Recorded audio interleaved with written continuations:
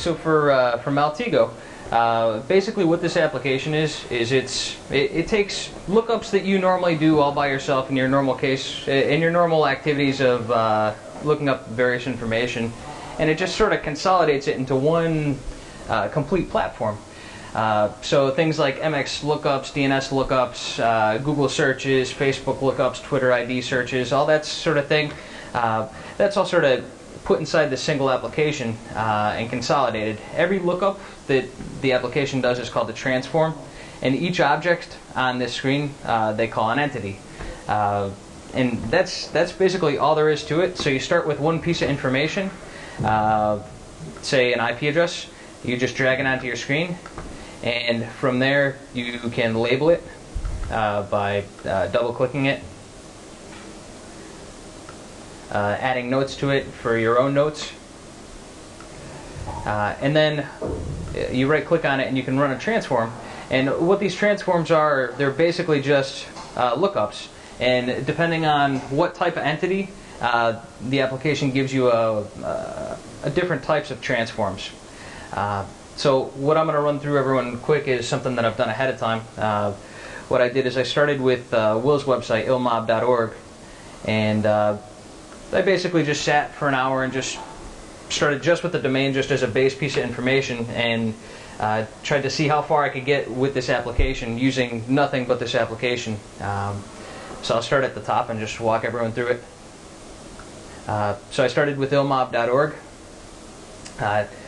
I did a MX lookup, and it found some. It found these. What do you call it?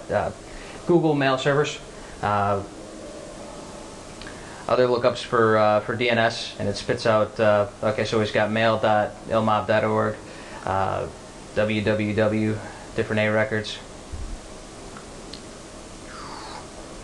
Also has ftp.illmob.org. So once we had ftp.illmob.org, I did a transform here and figured out the IP address of that. So that's just a reverse lookup, which is, anyone could do that. From there, I was able to figure out all the other A records that are associated with that IP address. So I see that there's a website, What's My Pass. Let me see. Hosts file. Let's see.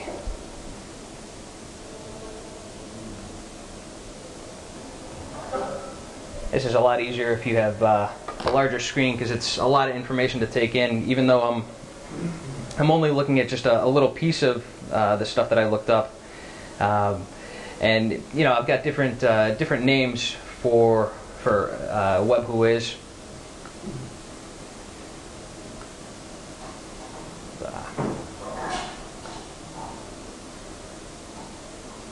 So here's another domain that came back, A-Right, which was running off that same IP address.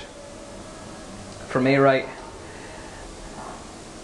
I do a bunch of the same sort of lookups to see what else is running off of there. I see that's okay. Both those systems are both running off of Google Apps for your domain. I know they're both hosted under the same server. I know that it's just a few websites, so it's probably just somebody's server. So I see a ton of stuff running off of this system called Sampari Info. So I just start running all the transforms for that, looking at all that information. And I actually went to that website directly and was able to figure out the person who ran it. Just looking at the front of the website. Okay, so I know that that's the guy that runs it.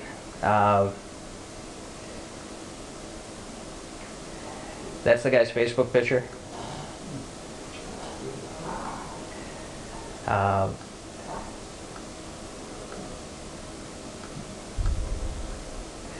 And basically, it's just a series of these lookups, and based on these lookups, you can sort of piece together a whole organization's information. And this isn't probably everyone that's associated with that site, but it's probably a few people that are associated with it, which was just sort of interesting.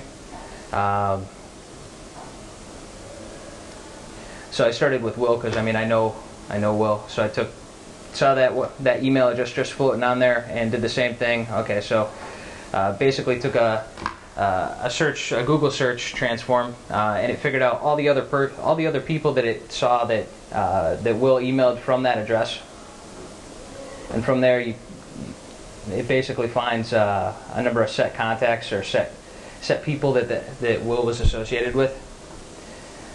So it's sort of, I mean, at this point, it's almost sort of like a law enforcement tool, where, you know, this is sort of the tool they'd probably use to start tracking you down. And I mean, even though this is like very technical, where it's doing different DNS searches and different Google searches and searching for different types of information, it's still useful for human intelligence. So you can still like take just a regular piece of information, like a name or a phone number, and you can just drop it on there, and you don't have to do any transforms at all, but it's there, which is sort of helpful. So seeing xlwill@gmail.com, I figure, okay, that's probably a person's alias, xlwill. So based on that, I manually created that entity, and from there I did a reverse search, found this Twitter name. From the Twitter name, found a whole bunch of other contacts that that person, xlwill, talks to routinely. That's basically all the people I'm following and everybody on Twitter is probably LinkedIn showing up on there too. Yeah. Let me see. Is that the public information? Yeah, this is all public. Oh, okay. Yeah, this is like, you can do all this. You can do everything that this application does. This can all be done using Google and just standard like DNS lookups. Yeah, yeah. And actually, your website's probably better in a lot of ways because it taps into like semi-public, semi-private information. Well, that's what Maltego does too. It picks up a lot of stuff that I don't see on Google too. Like I'll do a transform on something that I Googled the shit out of and try to track down, and it found something from somewhere that it links like this person to this email address or this person to their phone number. But there's, you know, it's a matter of doing transforms off of transforms. And that's basically what I do in my head when I'm using like track somebody. You know, I'll find some tidbit of information or some username, like you found my username, and then I'll branch off of that, and then I'll find like they'll have like some weird old AOL account or something like that. It was like a modification of their name. But yeah, this does it for you automatically and maps everything together to show how it's connected. Mine, you know, doing it from like a public search, it's like you're mapping all the stuff in your head and seeing how they're all connected. Maybe you're, you know, pasting the stuff in a notepad and connecting the dots later, but this shows you how you got to that point. And it does most of the stuff automatic for you.